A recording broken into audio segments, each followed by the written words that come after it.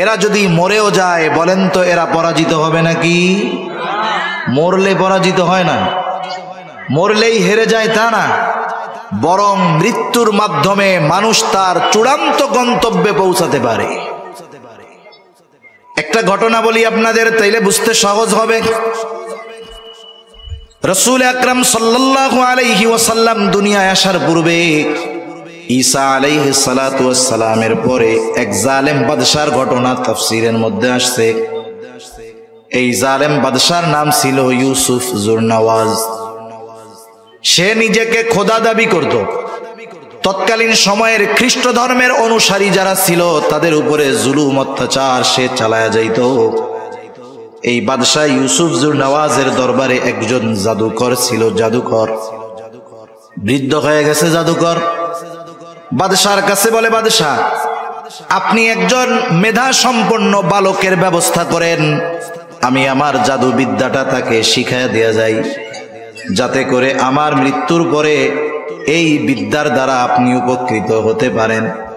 সারা দেশে যাচাই বাছাই করে একজন মেধাবী বালকের ব্যবস্থা করা হলো। বালককে বলা হলো, বালক তুমি রাজ দরবারে থাকবা, রাজপ্রাসাদে থাকবা, তোমার যা কিছু প্রয়োজন খাবা দাবা ঘুরবা, দৈনিক ওই জাদুকরের কাছে গিয়ে তুমি জাদু শিখা আসবা। ছেলেটা প্রতিদিন জাদুকরের কাছে জাদু শিখতে যায়। যাওয়ার পথে একজন খ্রিস্টান পাদ্রী তার খানকা ছিল, ওইখানেও কিছু মানুষ লুকায়া লুকায়া ওই খ্রিস্টান আলেম পাদ্রীর কাছে গিয়া তৎকালীন সময়ের দিন শিখত। এই বিষয়টা বালকের দৃষ্টিগোচর হলো। একদিন বালক ওই খ্রিস্টান পাদ্রীর কাছে গেল।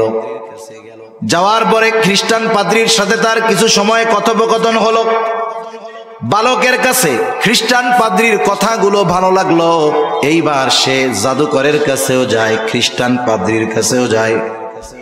যাইতে যাইতে এক সময় বালকের অন্তরের মধ্যে তাওহীদের বীজ রোপণ হয়ে গেল, ঈমানের বীজ রোপণ হয়ে গেল। বালক এক আল্লাহয় বিশ্বাসী হয়ে গেল। কিন্তু যেহেতু রাজার দরবারে থাকে, জাদুকরের কাছে যাওয়া লাগে, একটু যায়। এভাবে চলছে কিছুদিন। হঠাৎ একদিন বালকটা যখন রাজ দরবার থেকে বের হয়ে জাদুকরের ঘরের উদ্দেশ্যে রওনা দিল, দেখতেছে রাস্তার মধ্যে একটা বাঘ শুয়ে আছে, জ্যান্ত বাঘ। বাঘের ভয়ে লোকজন চলাচল করতে পারে না। বালকটা চিন্তা করলো, এইবার আমার পরীক্ষার একটা সুযোগ। হকের উপরে কে আছে, সত্যের উপরে কে আছে পরীক্ষা করা যাবে। এইবার বালক হাতের মধ্যে ছোট্ট একটা পাথর নিয়ে আল্লাহ তাআলার কাছে বলে, আল্লাহ কে হকের উপরে আছে জানি না, তবে এই পাদ্রী যদি হকের উপরে থাকে, এই পাথরের আঘাতে যেন বাঘটা মারা যায়। এই বলে ছোট্ট পাথরটা বিসমিল্লাহ বলে যখন ওই বাঘের দিকে নিক্ষেপ করেছে, ছোট্ট পাথরের আঘাতে বড় বাঘটা সাথে সাথে মরে যায়। বালকের ইয়াকিন পূর্ণ হয়ে গেছে। মনে রাখবেন, অনেক সময় অনেক কিছু আছে। যেমন ইব্রাহিম আলাইহিস সালাম প্রশ্ন করছে, আল্লাহ আপনি মৃত্যুকে জিন্দা কেমনে বানাইবেন? আল্লাহ তাআলা বলছে, বিশ্বাস হয় না? বিশ্বাস তো হয়, তাহলে কেন? লিতাতমাইন্না কলবি, আমি আমার আত্মার প্রশান্তির জন্য একটু দেখতে চাচ্ছি, অবিশ্বাসের কোনো কিছু নাই। বালকের বিশ্বাস পূর্ণ হয়েছে, তবে ইতমিনানের জন্য সেটা পরীক্ষা করছে। যখন সবকিছু কমপ্লিট, এইবার গেছে পাদ্রীর কাছে। পাদ্রীর কাছে গিয়ে বলতেছে, এই ঘটনা, আমি এটা করছি আর এটা হয়েছে।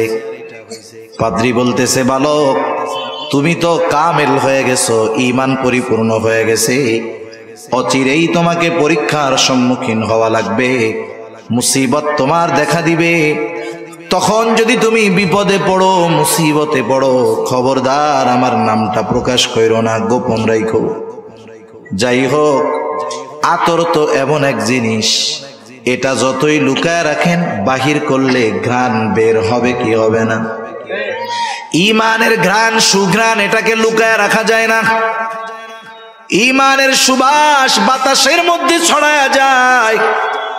বালকের খবর তো এখনো পৌঁছায় নাই বাদশার কাছে, কিন্তু ওই বালক রাজ দরবারে যখন থাকতো, বালকের সাথে একজন উজির সময় দিত, যে ছিল অন্ধ, দুই চোখে দেখে না। বালকটা এবার উজিরে বলতেছে, কথায় কথায় তো জানছে। উজির হয়তো বলতো আমার চোখ দুইটা যদি ভালো হইতো কতই না ভালো হইতো, দুনিয়াটা দেখতে পারতাম। বালক এইবার উজিরকে বলে, উজির তোমার চোখ ভালো হয়ে যাবে, কে ভালো করবে? বালক বলে, আল্লাহ ভালো করবে, তবে শর্ত হইল আল্লাহর প্রতি ঈমান আনতে হবে। বলে ঠিক আছে, রাজি। এইবার বালক দোয়া করল, অন্ধ উজির দৃষ্টি শক্তি ফিরে পাইল, ঈমান আনলো উজির। পরের দিন সকাল বেলায় যখন রাজ দরবারে গেছে, এতদিন তো ছিল অন্ধ, এখন চোখে দেখে। বাদশাহ জিজ্ঞাসা করতেছে, কি ব্যাপার, তুমি না কানা ছিলা, অন্ধ ছিলা, ভালো হইলা কেমনে? উজির এবার বলতেছে, আমাকে ভালো করছে আমার আল্লাহ।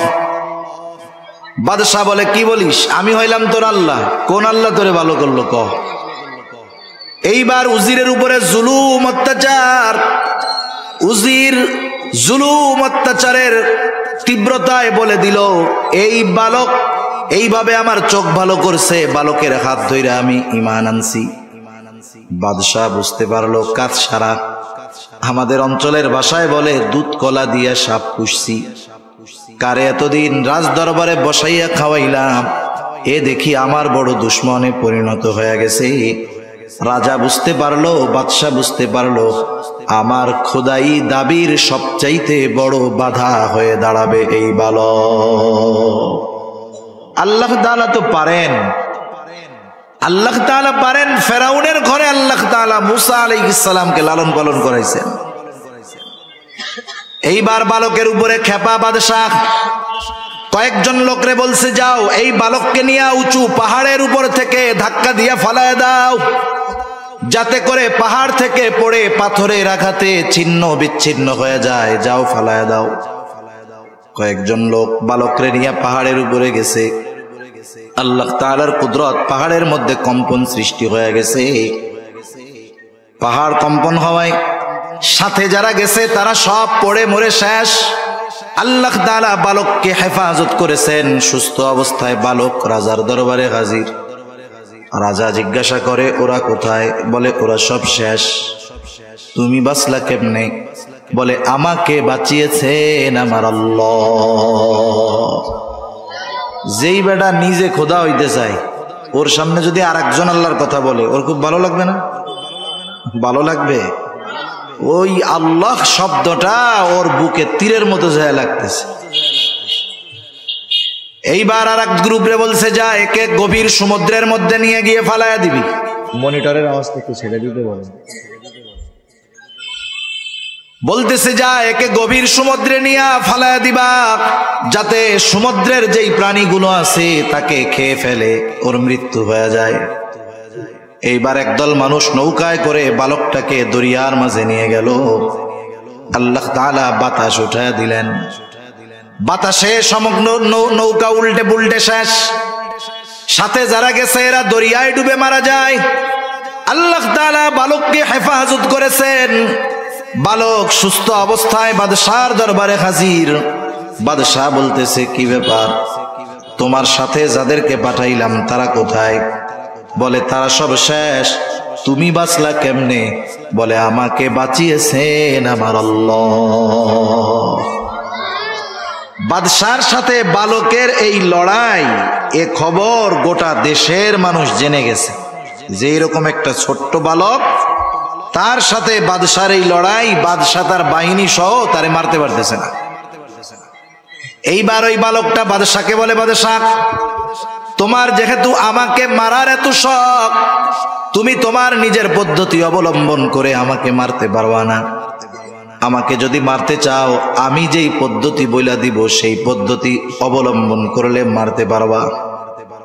বাদশা চিন্তা করতেছে, ওকে মারতে পারলে আমার রাস্তা ক্লিয়ার।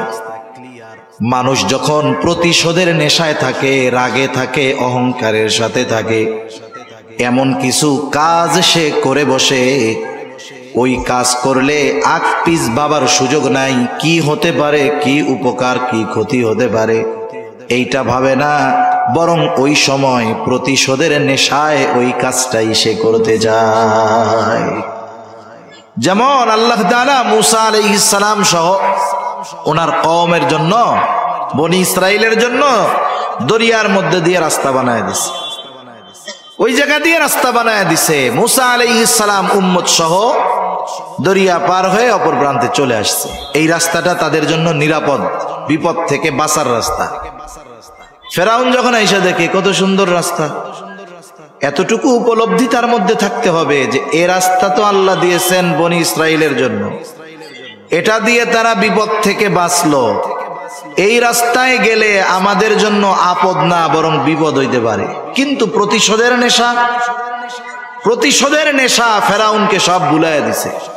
এবার বাহিনী সৈন্য সামন্ত নিয়ে রাস্তায় রওনা দিছে। মাঝ দরিয়ায় পৌঁছায়ছে, যাদের জন্য রাস্তা বানানো হয়েছিল তাদের ব্যবহার শেষ, এবার আর রাস্তার দরকার নাই। আল্লাহ তাআলা সমুদ্রকে আগের অবস্থায় ফিরিয়ে দিয়েছেন। দুই পাশে পাহাড় সাদৃশ্য উঁচু দেয়ালের মতো হয়ে গেছে সমুদ্র। একসাথে উপর থেকে যখন পানিতে চাপা দিছে, সবগুলো একসাথে শেষ। বাদশা চিন্তা করতেছে একে মারতে পারলেই তো রাস্তা ক্লিয়ার, কেমনে মারা যাবে বলো? বালক বলতেছে, শোনো, সারা দেশের মধ্যে এলান করে দাও, নির্ধারিত দিনে সারা দেশের মানুষ সব একত্রিত হবে, কেউ বাসায় থাকতে পারবে না।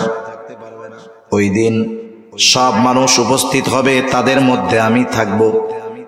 তোমার জল্লাদ আমার দিকে তীর মারবে, তবে শর্ত হলো তীরটা মারতে হবে বিসমিল্লাহি রব্বিল গোলাম, এই শব্দ উচ্চারণ কইরা, তাহলে তোমার মনোবাসনা পূরণ হবে।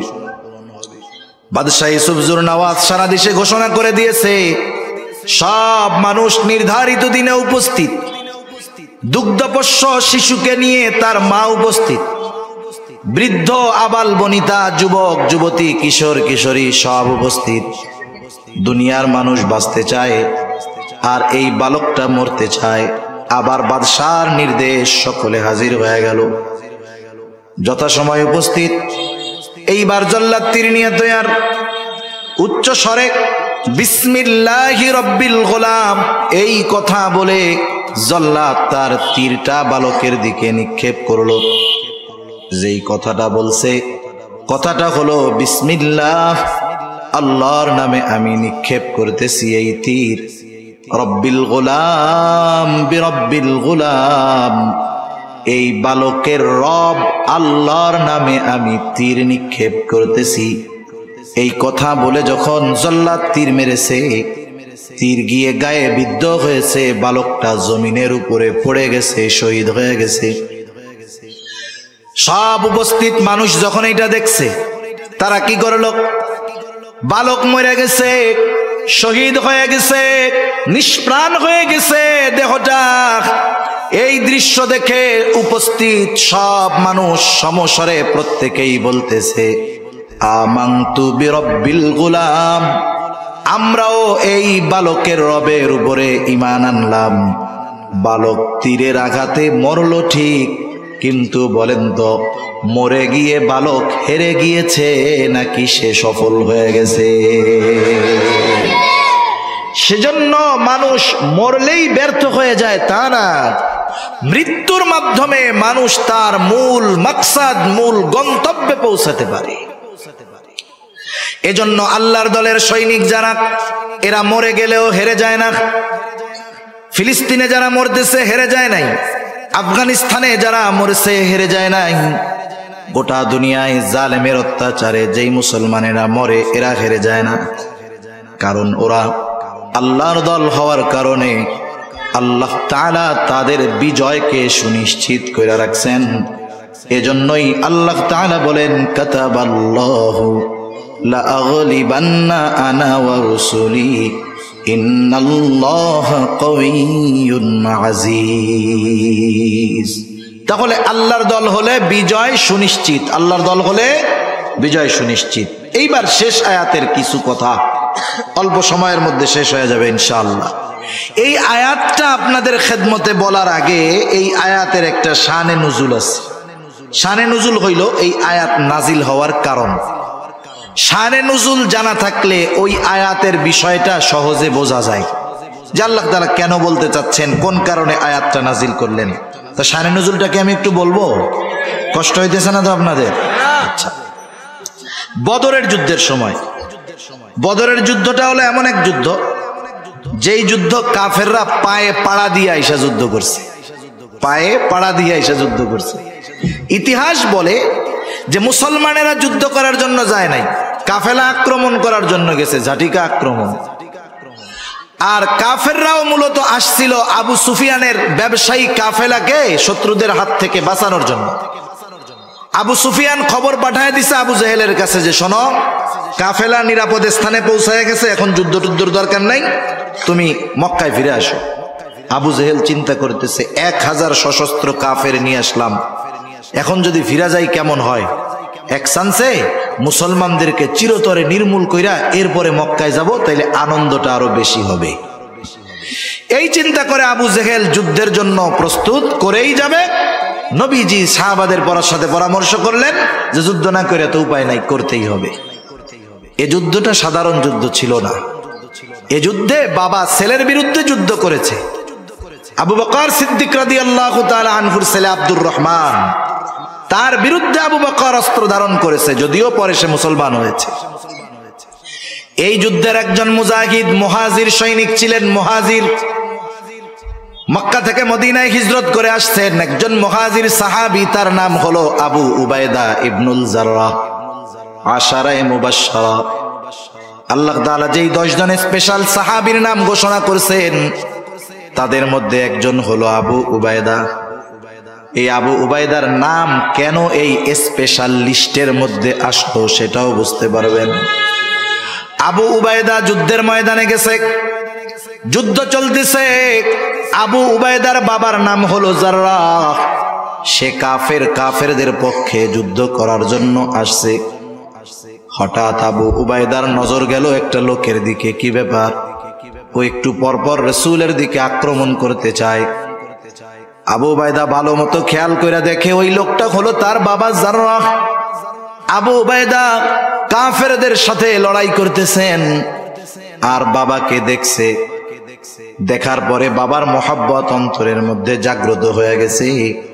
তিনি মনে মনে নিজে নিজে সিদ্ধান্ত নিয়েছেন, আমি যুদ্ধ করব, যুদ্ধের ময়দানে থাকব, কিন্তু বাবার মুখোমুখি হব না। বাপ কাফের হলেও বাবাকে মোহাব্বত করা, ভালোবাসা, ইসলাম এটা মানা করে নাই। বরং রাসূলুল্লাহ সাল্লাল্লাহু আলাইহি ওয়াসাল্লামের কাছে আসমা বিনতে আবি বকর রাদিয়াল্লাহু তাআলা আনহুমা আসছেন।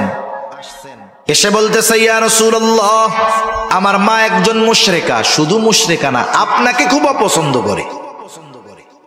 ইয়া রাসূলুল্লাহ, তিনি আমার কাছে আসেন, আমার কাছে আসলে আমি তার সাথে কেমন আচরণ করব? নবীজি জানছেন সে মুশরিকা, নবীকে অপছন্দ করে। এরপরেও নবীজি বললেন, তিনি যখন তোমার কাছে আসবে তুমি তার সাথে সদাচরণ করবা। শুধু তাই না, মা বাবা যদি সন্তানকে শিরক করার জন্য চাপ দেয়, শিরক হলো এমন এক পাপ, কিছু শিরক আছে এগুলা করলে ঈমান থাকে না।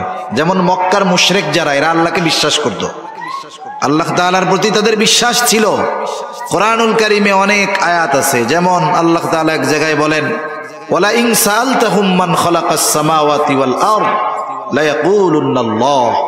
আল্লাহ তাআলা বলেন, আপনি যদি তাদেরকে জিজ্ঞাসা করেন মান খালাকাস সামাওয়াতি ওয়াল আরদ, আসমান এবং জমিনের স্রষ্টা কে, মক্কার মুশরিকদেরকে এই প্রশ্ন করলে তারা বলবে, কি বলবে? লা ইয়াকুলুন্নাল্লাহ, অবশ্যই অবশ্যই আসমান জমিনের স্রষ্টা কে। মক্কার মুশরিকরা আল্লাহকে বিশ্বাস করত, কিন্তু কিছু শিরকের কারণে তারা বেঈমান, তাদের ঈমান শেষ। মনিটরের আওয়াজ আরো ছাড়তে হবে। তা দেখেন, কাফেরও যদি হয় মা বাবা, ভালোবাসাতে দোষের কোনো কিছু নাই। আবু উবাইদা চিন্তা করছে, বাবা লুকায় লুকায় থাকি, মুখোমুখি হব না।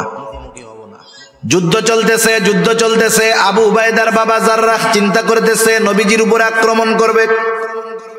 যাই হোক, আবু উবাইদা যখন 2-3 বার দেখছে বাবা তো নবীর উপরে আক্রমণ করতে চায়, একটু আগে বাবাকে দেখা মহব্বত লাগছে ঠিক, কিন্তু বলেন তো, ওই বাবার প্রতি মহব্বত যতই হোক না কেন, ওই বাবা যদি নবীর উপরে আক্রমণ করে, কোন সাহাবীর অন্তরে ওই বাবার মহব্বত থাকবে নাকি? উনি প্রচন্ড বিরক্ত হয়ে গেছেন। এইবার যখন বাবা রাসূলুল্লাহ সাল্লাল্লাহু আলাইহি ওয়াসাল্লামের দিকে আসতেছেন, এইবার আর কিছু করেন নাই, নিজের তরবারিটা নিয়ে এক কোপ দিয়া বাবার দেহ থেকে মাথাটা আলাদা করে দিয়েছে। যুদ্ধ শেষ হয়ে গেল, কাফেররা রটায় দিচ্ছে, দেখ মুহাম্মদ পোলারে দিয়া বাপরে হত্যা করায়। কাফেররা রটায় দিয়েছে, দেখ মুহাম্মদ ছেলেকে দিয়ে বাবাকে হত্যা করায়। নবীজি চুপ, কিছুই বলেন না, কারণ এইরকম ইতিহাস, এইরকম ঘটনার সম্মুখীন তো আগে তিনিও হন নাই। দুনিয়ার মানুষ খারাপ বলতেছে, সি বলতেছে, কিন্তু আসমানের মালিক ওহী নাজিল করে জানায় দিলেন, ও আমার হাবিব, দুনিয়ার মানুষ যাই বলুক না কেন, আমি আল্লাহ আবু উবাইদার অন্তরের খবর জানি। এই জন্যই আল্লাহ তাআলা এই ঘটনা সহ আরো কয়েকটা ঘটনাকে কেন্দ্র করে আবু উবাইদার প্রশংসা করে আল্লাহ তাআলা এই আয়াত নাজিল করেছে। আল্লাহ তাআলা বলতেছেন, লা তাজিদু কওমান ইউমিনুনা বিল্লাহি ওয়াল ইয়াউমিল আখির ইউআদ্দুনা মান হাদ্দাল্লাহা ওয়া রাসূলাহু।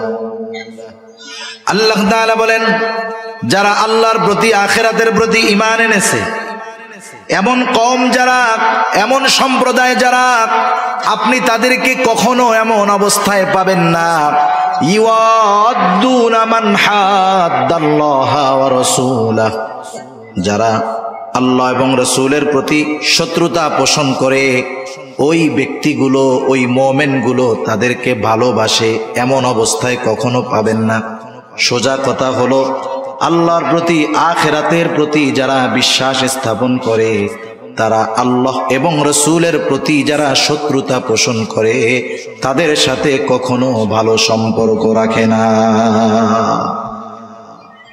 এখন ওই আল্লাহ রাসূলের বিদ্বেষকারী, ওয়ালাউ কানু আবাআহুম, আল্লাহ এবং রাসূলের এই দুশমন যদি মুমিনের বাবাও হয়, আও আবনাআহুম, যদি মুমিনের ছেলেও হয়, আও ইখওয়ানাহুম, মুমিনের ভাইও যদি হয়, আও আশিরাতাহুম, এক কথায় জ্ঞাতি গোষ্ঠী সে যে হয় হোক, আল্লাহ এবং রাসূলের দুশমন যদি মুমিনের বাবাও হয়, মুমিন ওই বাপকে ছেড়ে দেয় না, সন্তানকে ছেড়ে দেয় না, ভাইকে ছেড়ে দেয় না, নিজের জাতি গোষ্ঠীর কাউকে ছেড়ে দেয় না।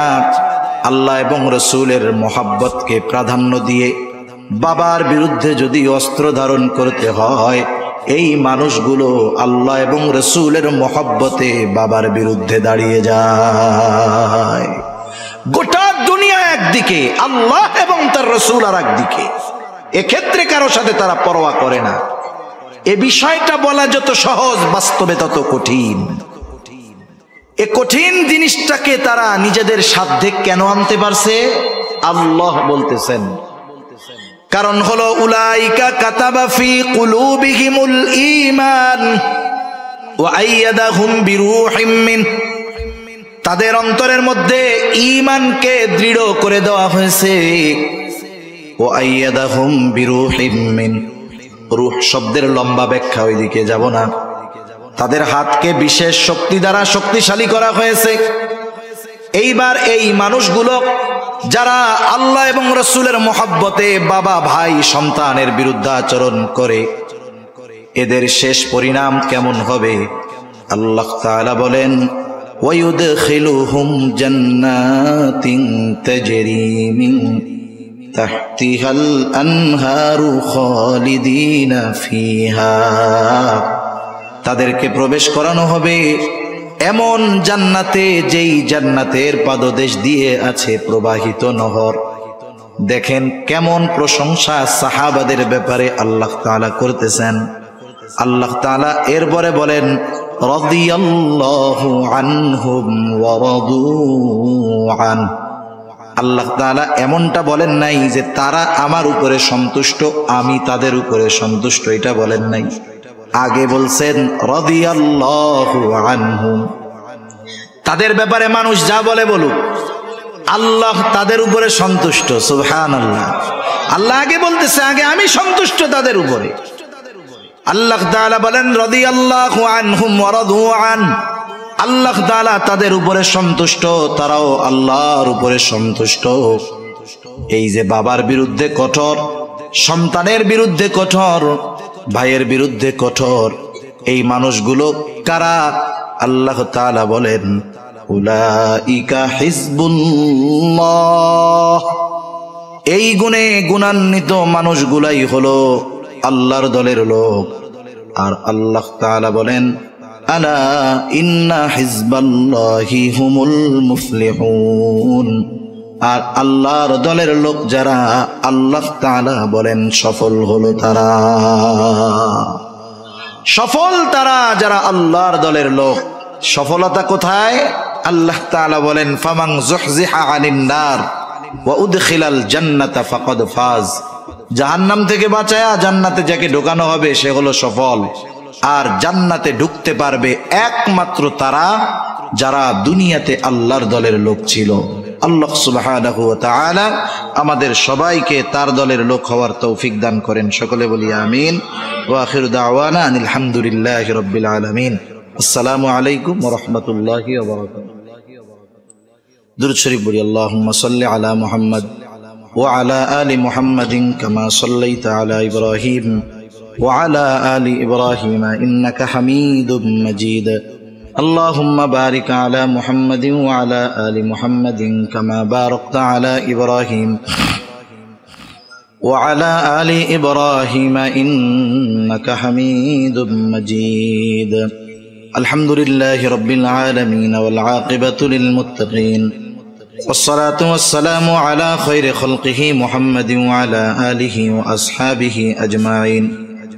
ربنا ظلمنا أنفسنا وإن لم تغفر لنا وترحمنا لنكونن من الخاسرين.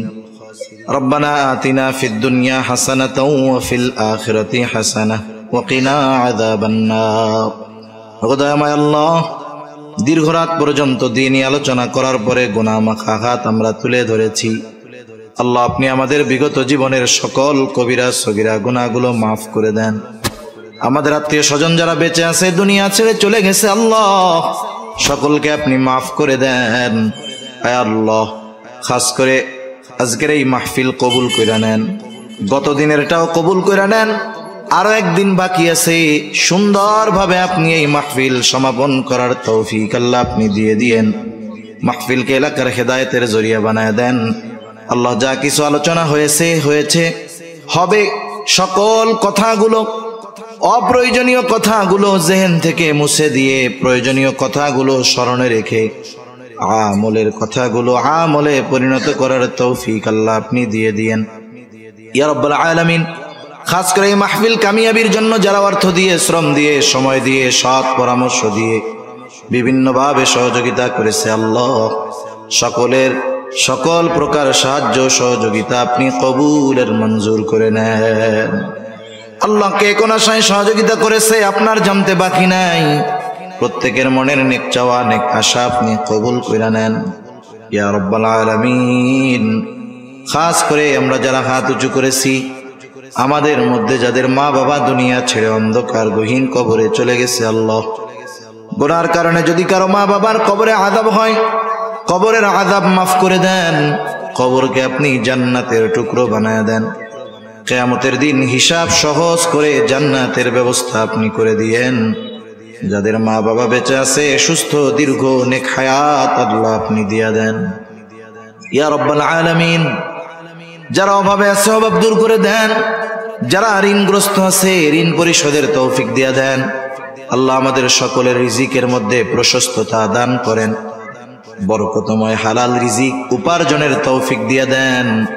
বেকার যারা আছে, উত্তম হালাল কর্মসংস্থানের ব্যবস্থা করে দেন ইয়া রাব্বাল আলামিন। বেনামাজিদের নামাজি বানায় দেন।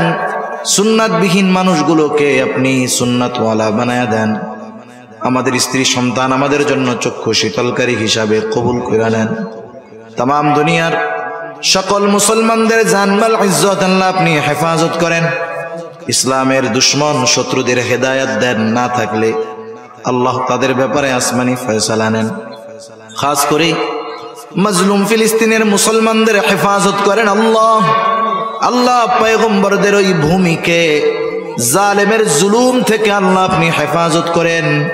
আল্লাহ আমরা গুনাহগার, কিন্তু এই মাসুম বাচ্চাগুলোর দিকে তাকায়া হেফাজত করেন আল্লাহ।